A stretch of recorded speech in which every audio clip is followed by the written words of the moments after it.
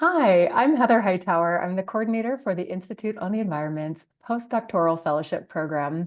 Thank you for joining us today for this conversation about our cohort-based postdoctoral fellowship program. For each of our mentors, will you please say hello and introduce yourself by name? Melissa. I'm Melissa Kenny. Jennifer Schmidt. Deepak Ray. Nat Springer. And I'm Jessica Hellman, looking for a mute button. Thank you all so much. We are joining you today from the St. Paul campus of the University of Minnesota, which occupies the traditional, ancestral, and contemporary land of the Dakota people. It's important to acknowledge the people on whose lands we live, learn, and work as we seek to improve and strengthen our relations with our tribal nations. Today, we're going to talk to you about the fellowship program, some of its cornerstones, what makes it unique, and give you a few tips and tricks for applying, and may segue into some future looking. What's possible because this even exists? Melissa, will you introduce yourself and take it from here? Sure. Thanks so much, Heather. Hi, I'm Melissa Kenny. I use she, her pronouns, and we're so happy you're joining us for a conversation about the IonE Postdoctoral Fellowship Program. I'm the Director of Research and Knowledge Initiatives, or we call it KI, at the University of Minnesota's Institute on the Environment. You might also hear us say IonE a lot, and that refers to the Institute on the Environment, and the IonE Postdoctoral Fellowship Program is called that because it's based at the Institute on the Environment. Um, I'm also a environmental decision support scientist. I think a lot about the processes of engagement between those of us who are embedded within universities and those that have expertise and local knowledge and indigenous knowledge outside of the university, and how we can work together to collaboratively design a range of different kinds of scientific products like forecasts and models and indicators and other kinds of tools that help people to make really complex decisions about the environment in both the public and private sector. At this point, maybe what I'll do is pass it to my colleague, Jessica Hellman, and have you introduce yourself.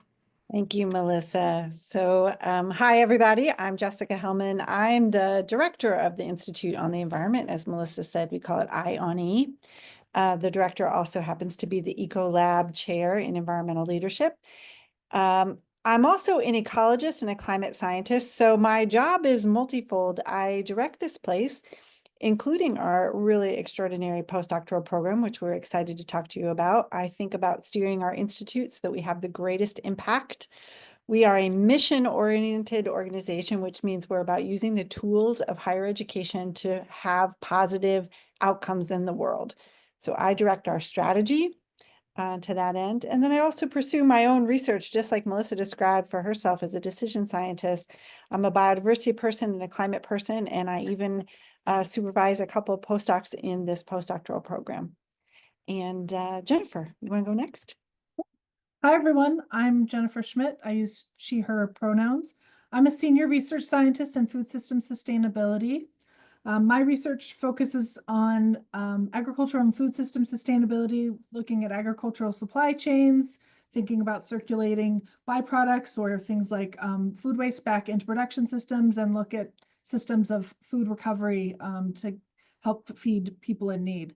I lead our Foods Cubed work. It stands for Food System Supply Chain Sustainability work, and also will be directing our Sustainable Food Systems Forum that we're kicking off.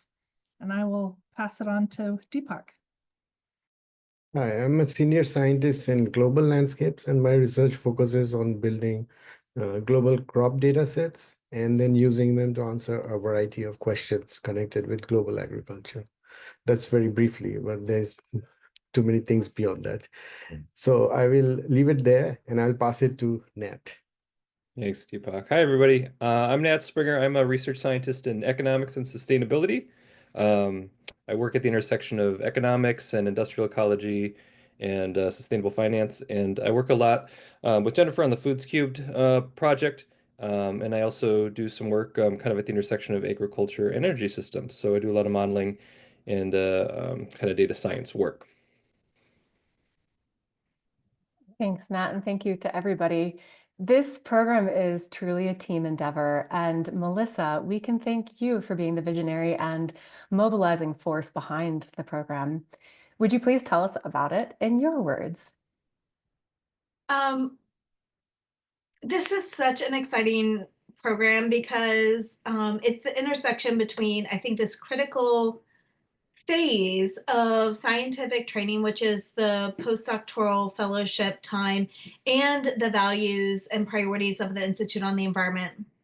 So at the Institute on the Environment, we envision a world in which the people and planet prosper together. And we think about that, especially if you've taken a sneak peek at our strategic plan, you should, it's really good.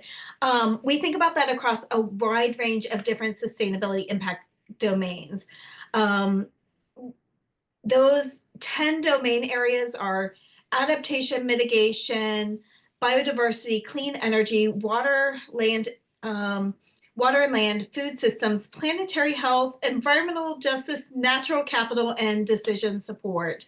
Collectively, that's a lot of things related to sustainability. But if you think about the expertise that resides within the University of Minnesota and within the Institute on the Environment itself, that encompasses the expertise that we have embedded within our community. That also highlights something that I think is unique about the University of Minnesota. We recently received a top ranking within public institutions of being an interdisciplinary leader amongst universities globally. We were 6th globally and the top ranked university amongst public institutions. And we're really proud of that. And I think that's in part the kind of work that we are already doing and strive to do more of. The IonE Postdoctoral Fellowship is an opportunity to be embedded in our community. The goal of the fellowship is to really accelerate this transition to a more sustainable future and to really think about how we're doing that by breaking traditional disciplinary norms, using those kinds of innovations to think about how we're advancing the research and science that's preventing those sustainability actions from going into being implemented or needing to be transformed in order to reach our goals. We're deeply focused on developing the next generation of global leaders in this space and building transformative partnerships both across the state of Minnesota, but regionally and globally. That means that IonE postdoctoral fellows are interdisciplinary, community engaged scholars who thrive both as like team members and team leaders and collaborators. We are seeing the fellows emerge as early career visionary leaders who are really conducting solutions oriented work that's really at the forefront of a number of the fields that they're working in. And I think that's in part because we're defining success not just by the number of peer-reviewed publications or H-index. Those things happen. It's not that we're not doing great science, but we're really defining keeping our focus on the goal of how are we trying to support these sustainability transformations in society, and that impact, that societal impact that people have in the world with the work that they're doing is how we define success. So when you're hearing that, it means that we're both doing a lot of things that are traditional academia, but also it's not academia as usual. Career scientists like Nat, Deepak, and Jennifer are really redefining the role of academia in service of society, and our postdocs are helping us to accomplish that vision. We're really thinking about this in terms of like entrepreneurship and leadership, and that's because we really see you all as change agents, and we're really curious both through your application, but if you come join us, how you are thinking about doing that to be part of our community and to be embedded as part of our network of 250 fellows, researchers, students, and staff that are part of our IonE community, because every day collectively we're trying to work and make progress on making the world a better place. And I hope that's something that you strive to do too. Thank you, Melissa. Jessica, how does the fellowship program fit into IonE's strategic plan? Well, first of all, I would invite everyone to have a look at our strategic plan because it tells you a lot about who we are and what we think is important and what our priorities are for the moment. So summarizing broadly, that strategic plan you'll see is very much focused on impact. Melissa listed off a variety of focus areas, which we call impact goals. These are topical areas in which we are of emphasis, where we're looking to drive outcomes and impact. And that's how we wake up in the morning at the Institute. All of us, whether we are postdocs or PIs or staff members, we think, what are we doing here within the university to help lead to outcomes and impact in those critical areas? We're all about interdisciplinary scholarship because having impact and solving problems is never within the domain of one particular discipline.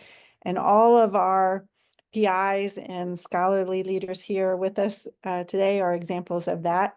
They talked about the domain, their disciplinary expertise. I think Nat said he's an economist, but a lot of the time you'll catch him doing things that other things as well, adding to, he's much more than just an economist, he's an interdisciplinary scientist as well. And when we do research or scholarship or education, we are always asking, how can we direct our work so that it moves the needle on sustainability? We ask questions like, who needs to know? What do they need to know? Who do we need to be working with in order for it to be impactful? And I think that's really important in our postdoc program because that is the culture by which we do our scholarship. We want to be making novel contributions to literature. We want to publish our results, but we always want to focus our attention on why does it matter and how can our work make a difference? Who needs to participate and who needs to know about it? Melissa already alluded to the fact that we're a community of scholars. That's evident in our strategic plan as well. We're also committed, you see in our strategic plan, to diversity and inclusion. It's very important if you're striving to help build a sustainable future that you do that in a just and welcoming way. All ideas are welcome, all people, all lived experiences are welcome. And I think we'll probably talk more about, we do a lot of learning and professional development across all stages of career here at the Institute because sustainability is about building sustainable leaders as well as sustainable knowledge. And that very much comes alive in our postdoctoral program too. So if you have a look at the strategic plan, you can read more about it, but there's a few key touch points. Heather. Thank you, Jessica. That was great. I'd like to hear from our other PIs. Deepak, Nat, Jennifer, in your own words, how is the fellowship program unique? In any order you would like to go in. I'd go first. Yeah, I maybe a little bit of what Jessica said. We the strategic plan in IonE in general, we're an interdisciplinary group. The postdocs are as well. The projects that we have are interdisciplinary as well, which is great. But it's interesting because I feel like the program itself is very aligned around impact. So, I find that to me, it seems like the postdocs, even though we come from different backgrounds, different places, we have a lot more in common than we don't. And it makes our kind of group team meetings very interesting, where you'll hear a lot of different things from folks, but it's not like you're hearing something that you don't understand or that you can't relate to. It's always interesting, and you're always pulling ideas from each other. And I get, there's definitely postdoc projects when folks are here that they interact and collaborate and come new ideas. It's a very innovative and kind of lively group. So I think that makes it particularly unique, and I think we've seen that in the last couple of years in practice.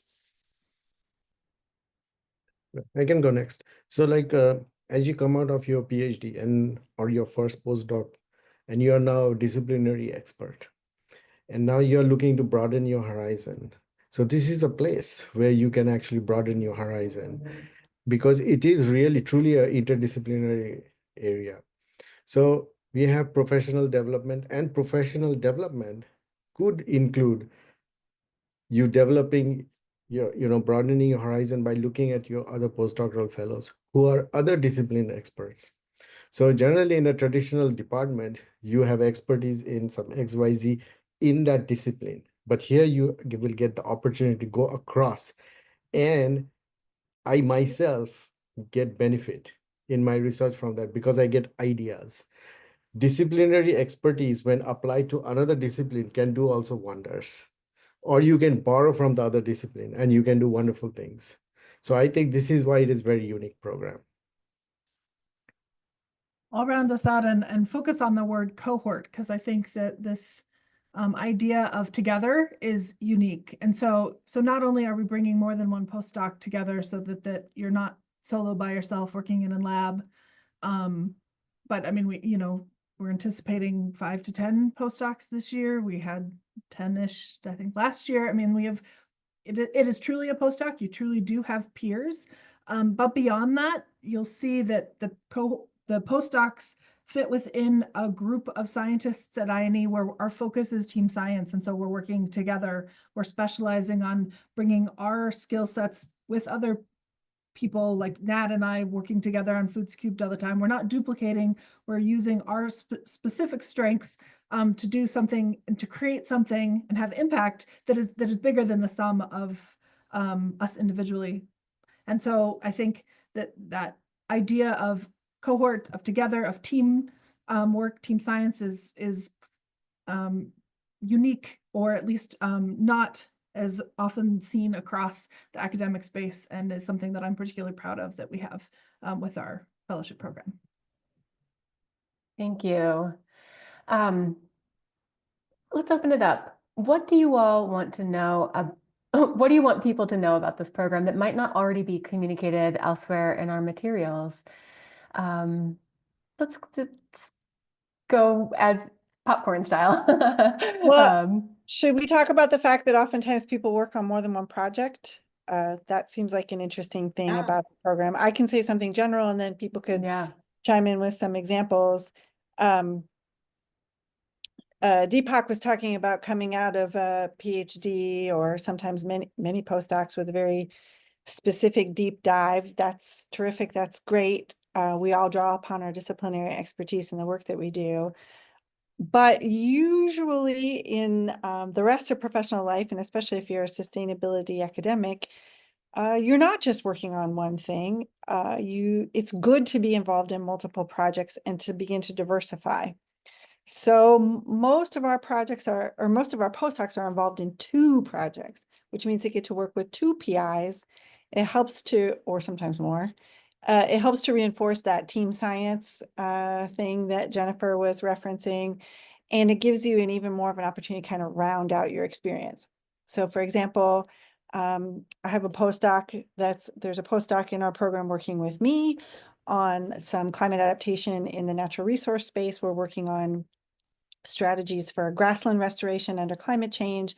And that same postdoc is also working on a project with Nat, looking at the siting of renewable energy, which is also related to grassland conservation and land use.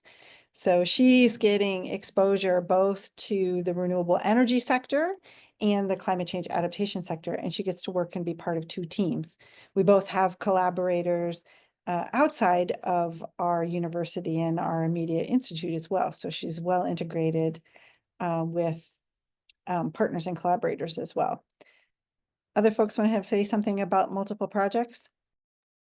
Yeah, I think that's a great example because, part of the reason behind this is, I don't know about you all, but like when one of my projects is going less well than I would like, then if I only have one, then it's a total downer. But if I have multiple projects, there's usually other projects that are going well, and we just kind of balance it out. And what I found is that many interdisciplinary scholars are much happier when they're working on multiple projects.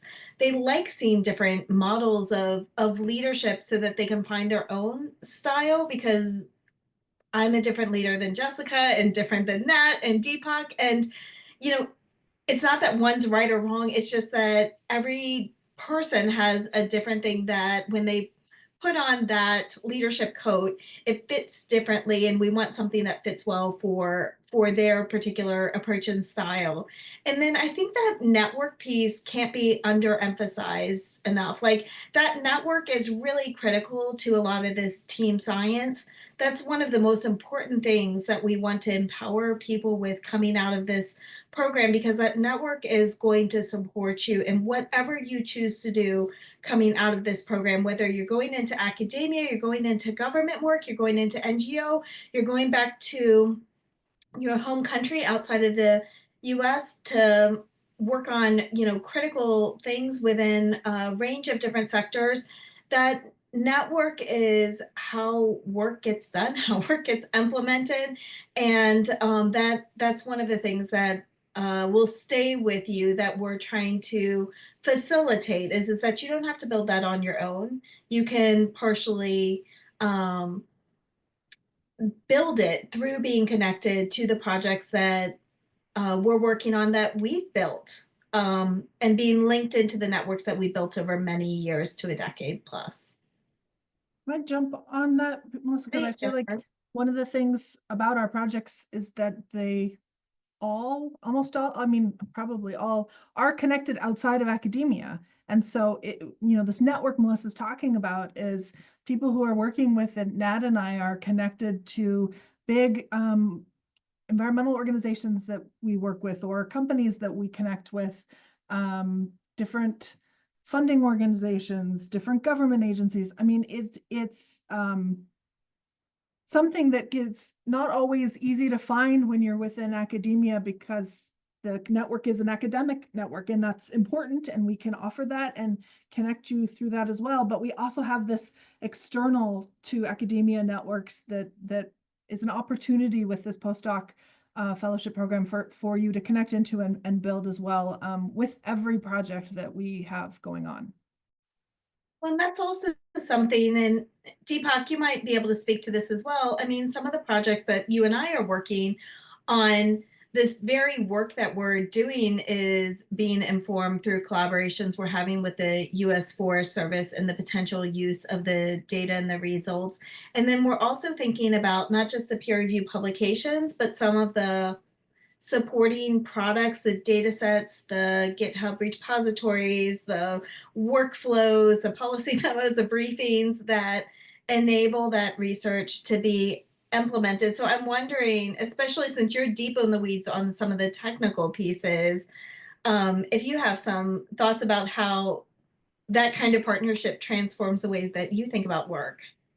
Right. Before I add to that, Jessica was, and everybody said, like, you can have multiple projects and you can have multiple principal investigators, your mentors. Those mentorship is not generally limited just to them. Sometimes you have meetings with the other mentors. They are not essentially supervising you, but you still can, tap into their expertise and into your other colleagues, your postdoctoral fellowship cohort. It's an amazing cohort. I myself tap into some of our postdoctoral cohorts, because we cannot know everything. It's not possible, humanly possible, to know everything. But in an interdisciplinary setting, like especially environment, it cuts across all kinds of disciplines. So we can tap into that. Coming to the question of, like, external partners. So there is the industry partners, and there you get how things happen on the ground. Then there's the other academic kind of semi-academic partners, like organizations who have to inform the government. And like, say, the World Bank, like, say, an international NGO, CGIAR institutions, they have to inform the government, and we have partnership with them also. So you get exposure through that. Coming to the US Forest Service, we build products for them, and the US Forest Service then can run with those products. Those products can then be also used by other organizations to plug into their model, and they are not academic institutions. It's not a university setting then. So we are seeing a university kind of a setting where we have our library and expertise, and we have the outreach out to the world, and that's the impact. That's what we do. I can chime in for one last thing I think that I was thinking about as folks were talking, because, this is all somewhat related to, your training and development when you're going to be here and learning and building networks and working with us and your colleagues and mentors. But we do have a cool thing about this where we do have explicit postdoc development part of the program, and a good chunk of your time will be spent um, in curated events that folks like us lead, that we also bring in external folks from different government institutions to talk about their career journeys.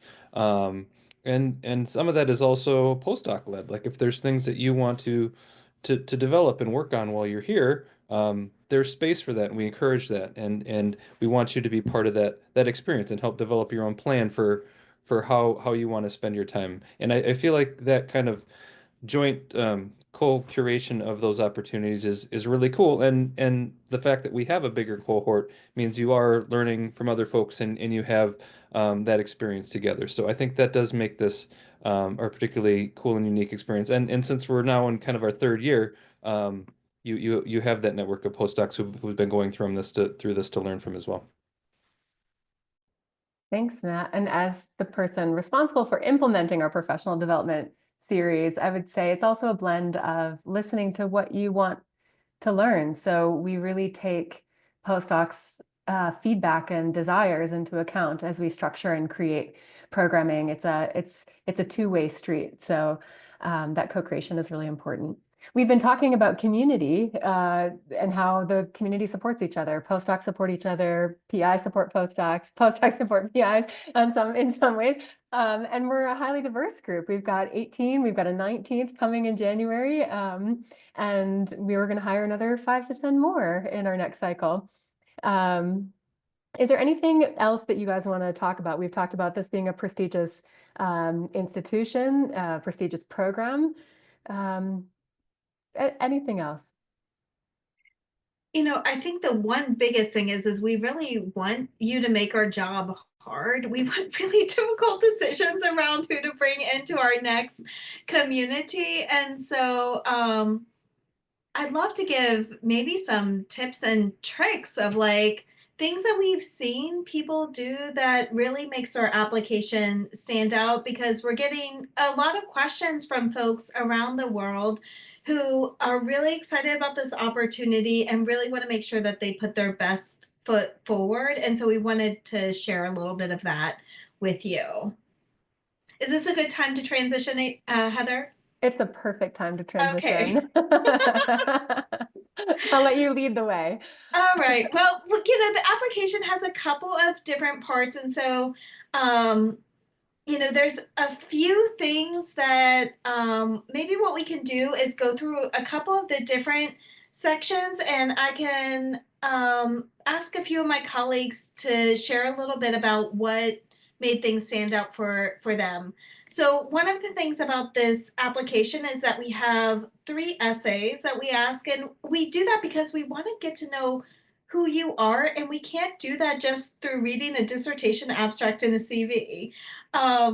And so, Jennifer, I'm wondering if I could put you on this spot first to share a little bit about when you're reading those essays, what makes a candidate really stand out in your mind? Yeah, it's true. I mean, these are the questions where we're trying to understand, are you an interdisciplinary IonE fellow? Like, do you want to have impact? Are you looking to work together? And so making sure that you really help us see who you are and why you want to join this particular postdoc program. I mean, there are tons of others and some that vary across the board. And so why us? Why this program? And making that really clear and linking it to who you are and what your professional goals are really helps us see those connections. And then also, providing examples. I often say things like, if anyone can write that sentence, then anyone can write that sentence, and it's not you. Like, give us examples that are tailored to you, so we know, like, oh, this is who this person is. This isn't just, a statement of I'm an interdisciplinary scholar. Like, all of us can say that, like, more there. And then really talking about the impact that you want to have in the world, and thinking about what skills you have, but your interest and flexibility and adapting what you know and your skills to where we're going with these particular projects. We do ask you to pick some particular projects that are of most interest to you during the application process. And that doesn't impact your getting chosen. That just helps us with making sure that we have the PIs relevant to those projects seeing your amazing applications. So take a little bit of time and think through those selections.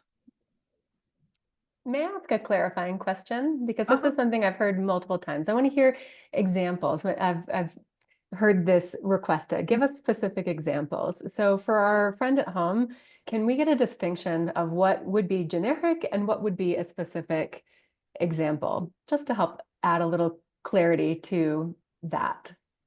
Yeah, I mean, Jessica did this earlier when we were like, oh yeah, we have postdocs. And then Jessica's like, well, I have a postdoc who's doing this part, looking at adaptation with me and then working at agrophotovoltaics with Nat. Like that is a specific example versus I have a postdoc who's an interdisciplinary scholar working on 2 projects, right? Like, does that help?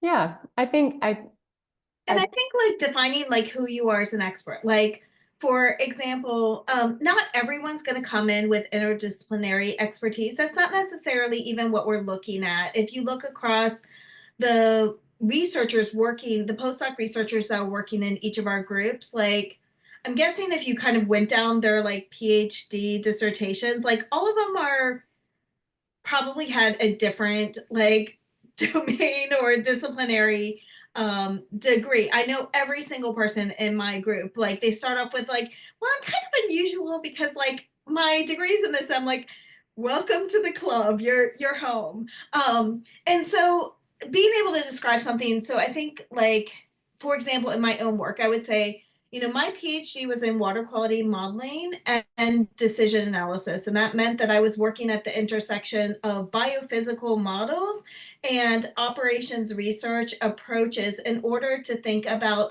really complex trade-offs about how you set water quality standards for nutrient criteria where they have predominantly been qualitative, but we would like to move them to numeric.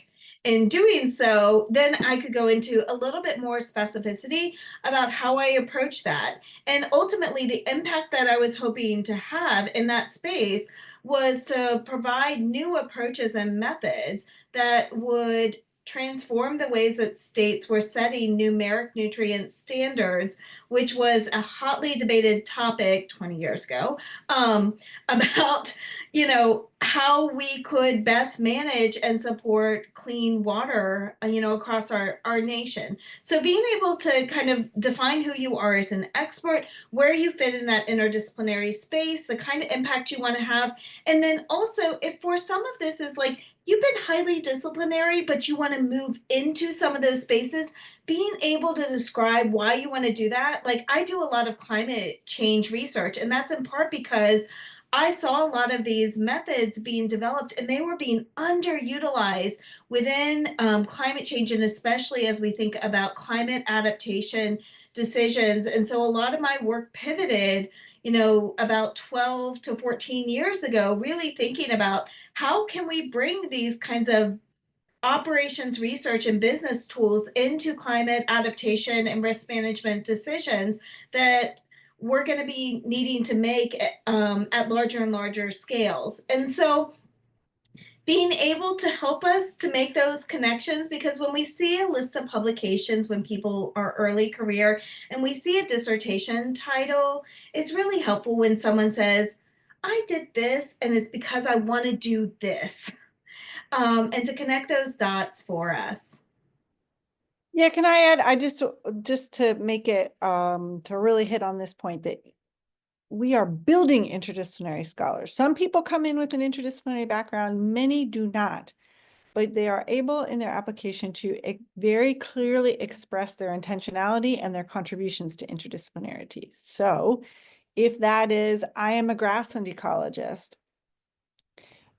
I studied gene flow in native grassland plants, But where I want to go is I want to be able to work on restoration. I want to be able to work with natural resource managers. I want to be able to see the interface of ecology with emerging technology and land use.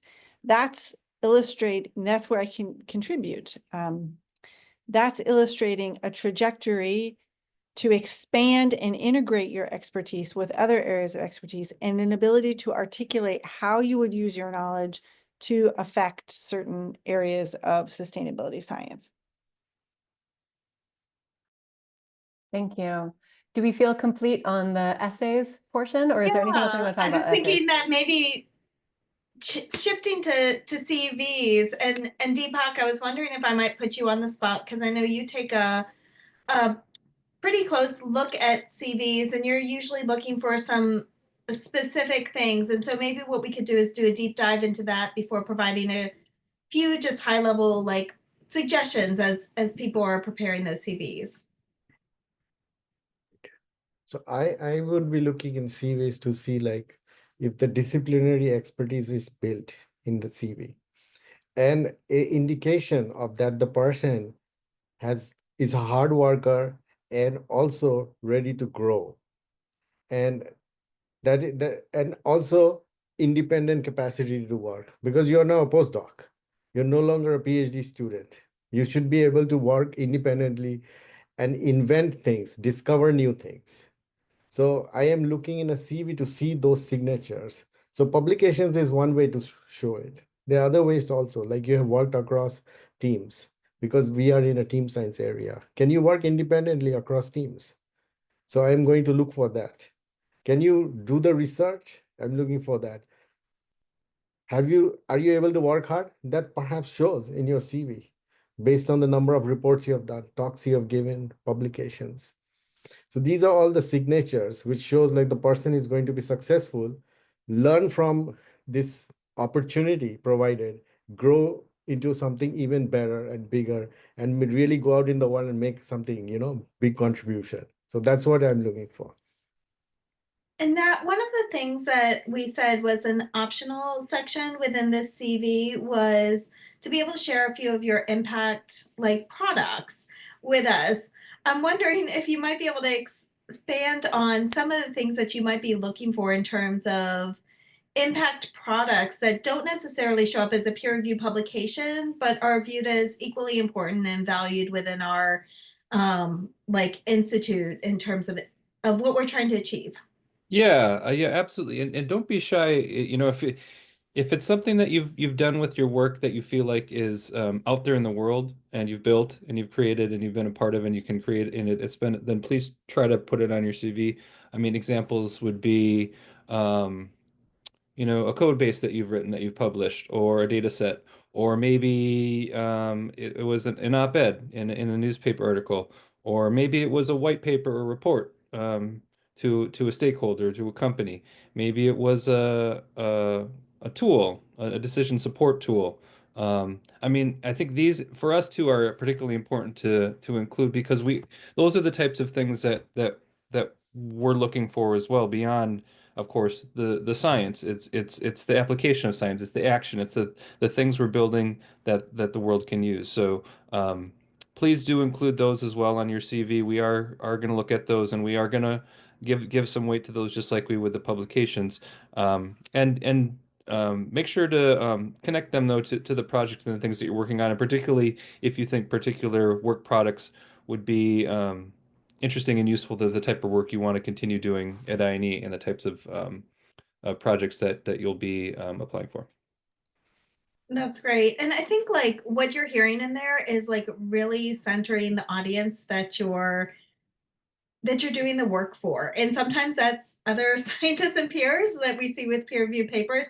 And sometimes it's colleagues who are software engineers, or the local community through op-eds, or through engagements, or story maps, or policy memos, or whatnot. And so one thing, keeping that audience centered mindset, One thing to think, maybe a couple of just quick tips as you think about a CV, because sometimes we get asked if there's like a one size fit all or some template that we're looking for. So first off, there's not a template, but there are some norms around US based CVs. Like we don't put personal information about ourselves and our families in US based CVs.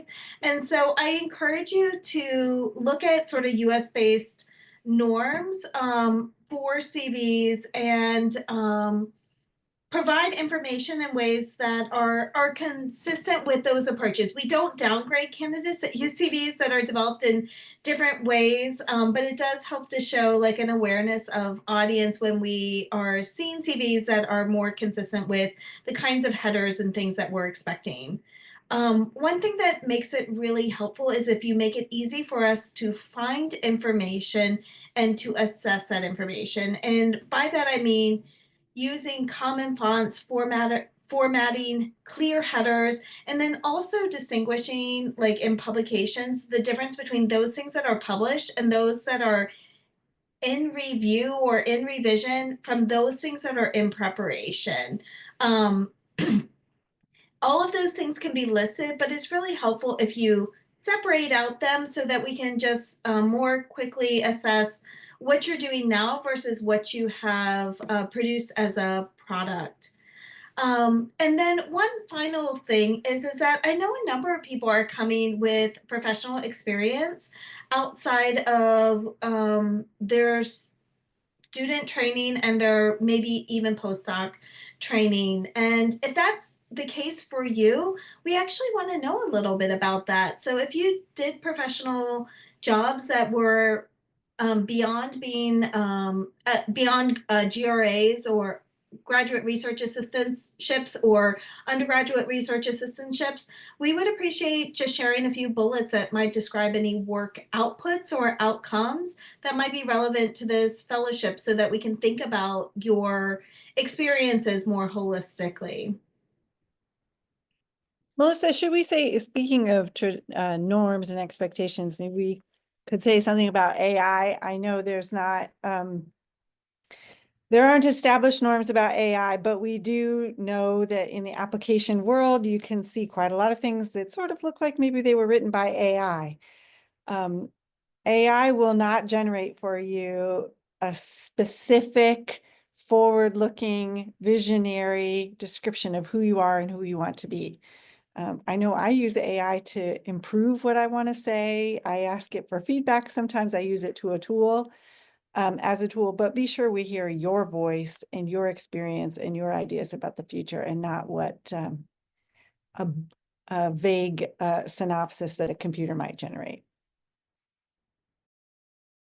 Thanks for that. And it's kind of easy to hear a voice of a computer versus a person. Even though the computers have gotten pretty good at trying to replicate people, there's always something artificial sounding about them. Maybe two other pieces about the application, just because we want to make sure that with these tips and tricks that we really helped you to put your best foot forward. One is there's one of the things we ask for is an abstract for a dissertation or similar. And we ask for that because we want to see a little bit about how you write about something that has been a major work product. We don't have a specific word limit or page limit, and that's because we know there's incredibly different disciplinary norms. There's incredibly different country-based norms. And so if you are sharing a dissertation abstract, you can copy and paste it as is. Like you can just pull that in. We can interpret what we see. We also know that there's some people who are applying that might not have developed their dissertation abstract yet, even though they're graduating in 2025. Or they might be in a postdoc and they want to share more of one of their contemporary work products instead of something that they completed for their PhD. You don't have to share your dissertation abstract. You could share an abstract of another significant work that might be from a conference presentation, a representative paper, or some other kind of scholarly product that would really help us to learn how you approach sharing research as a scientific scholar. If you have questions or you're in a unique situation, feel free to send us an email, but this is intended to be something that's fairly straightforward for most people to be able to provide. And then the final thing is we ask you to share, I think, one example work product that you think is important. We're not asking for you to share all of your PDFs of different papers. If you share more than one, we won't look at more than one. So I ask you to pick the best so that we look at what you think is the best. And one thing that might be helpful is that if it's a multi-author paper and it's one that you have in your CV, one thing that can be helpful is just describing your contribution. If you are part of a large team, you could have had a very important, meaningful role, but not be listed as first author. We don't judge that negatively. That's just part of team science. We're all embedded in various authorship roles, but it's really helpful to have a sense of this unique role that you played and contributing to that scholarship, especially if it was one that you didn't first author. Thank you, Melissa. You used the phrase team science. It's occurred a few times in this conversation. Could you briefly summarize what you mean by team science for somebody who may have never heard that phrase before? So there's a range of different academic definitions of it, but I think the essence of what we're trying to do within the Institute is we're doing collaborative research where we're not doing research in parallel, where each of us is just taking a different task and then we're trying to tape them together. We really are trying to do research where we're working together, and through that process of collaborative knowledge sharing, really thinking about completely new ways of approaching the way that we solve problems so that then we are doing something that we couldn't do just by pulling in experts from other places. And so I think that's like when I think about team science, that's the fundamental difference is can you do it just by like assigning people different tasks, or does it really require us to work together in a fundamentally different and highly collaborative way?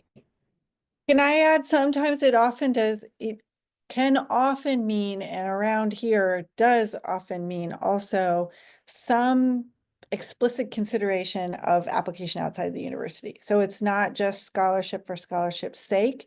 There's a need. Either we understand, as academics, we have a good sense of that need. Oftentimes we don't have a full sense of the need. And so we go ask and we find out and we listen. And ideally, we even incorporate some people outside the university into our team. So team science also sometimes means we are, there's a fancy word, co-producing, or at least consulting and collaborating, or in active dialogue with potential users and people who are looking for sustainability solutions. Thank you. I'd like to close this out, invite each of you to respond to the question, what's possible now? And this is an optional Q&A, so if you don't have something you feel inspired to say, that's okay. But what's possible now because of the postdoctoral fellowship program? I'll jump first. For me, what this question evokes is kind of bigger change within academia. This idea that, you know, we are academics, we all came through that program, but we are trying to take that and pivot with focus on impact and focus on team science and collective work, which is different from a lot of academia. And rather than just doing it ourselves in this little, our own silo, basically, next to academia, now we're creating all these little seeds with the postdoc fellowship program, and then they're spreading and landing other places in and around academia, and hopefully carrying with them some of these frankly values that we hold, and spreading that. So that's what I think is possible now. I can go quickly. I think the thing I would say is maybe space. Like we're creating this place where we can all come together and do this unique kind of interdisciplinary research together in tandem, and as Jennifer said, is like greater than the sum of our parts. And now that we're in cohort 3, that space is just getting bigger, so it's very exciting.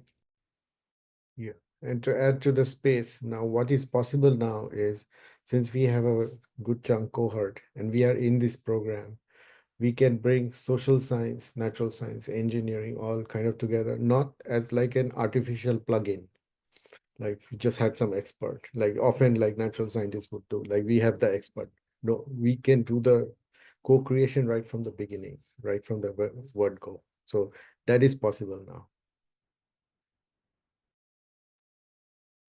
And these guys won't be surprised. I'll toss in my Institute on the Environment cheerleading, one of the cheerleading things that I find myself saying now, and I would say this to our postdocs if we were in a professional development learning setting. I would talk about what's possible now really is about implementation. It's about learning things that have the possibility to be implemented. Us old guys have been part of arguing for the relevance and the importance of sustainability for a long time. I think that era is over. We're not persuading people anymore to pay attention. Now I think the public, our company collaborators, the government, municipalities, tribes, communities are asking for us to come to help, to be part of productive solutions. So what's possible now is that we're doing really relevant and application-oriented research that matters, not just persuasion and problem identification.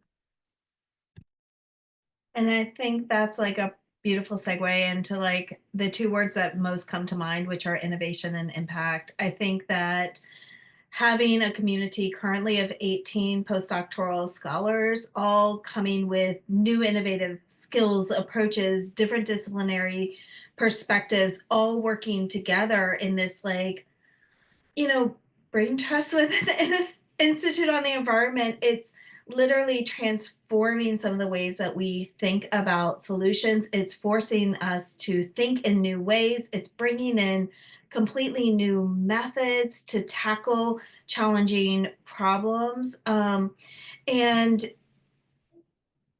it's leading already to measurable impact where we are seeing the science be implemented in federal governments, in corporate settings, in NGOs. And I can literally point to the work of postdocs that have been with us for the past year or 2 years and the exact things that they've been doing that have both created transformations in the way that we're approaching the science, but also the way that we're transforming sustainability solutions within our state, nation, and globally. And that is what we need. And we're really excited to have people join our community to help us make that possible. Thank you. Thank you, Melissa. And thank you to each of you here for taking the time today and for taking the time over the past handful of years to come together and create this and collaborate and figure this out and create this dynamic tensegrity system that can expand every year.